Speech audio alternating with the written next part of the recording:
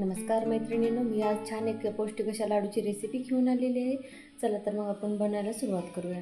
हे बघा, मी ते शेंगदाणे, फुटाणे, काजू बदाम, थोडीशी गोडंबी आणि गूळ घेतलेला आहे।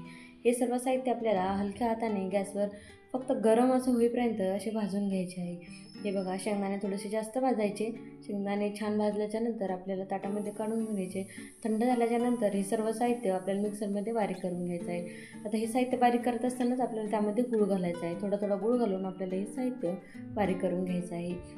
बारीक केल्याच्या नंतर एका भांड्यामध्ये काढून आपल्याला त्यामध्ये 1 वाटी गरम तूप घालायचं आहे। तूप घातल्याच्या नंतर आपल्याला हाताच्या साहाय्याने किंवा चमच्याच्या साहाय्याने व्यवस्थित मिक्स करून घ्यायचं आहे।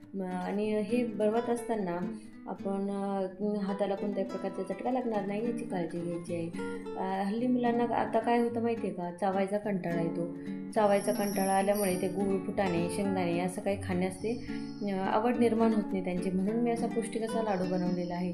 बायकांना पण काय होतं, मुलांचा टिफिन, नवऱ्यांच्या ऑफिसची गडबड, त्यामुळे बायकांनाही असं काही गूळ, फुटाणे वगैरे खाणं होत नाही, त्यामुळे मी असा पौष्टिक असा लाडू बनवलेला आहे। आपण हा लाडू मुलांच्या शॉर्ट ब्रेकसाठीही देऊ शकतो किंवा आपण कुठे टूरला चाललो तर तेही सोबत घेऊन जाऊ शकतो।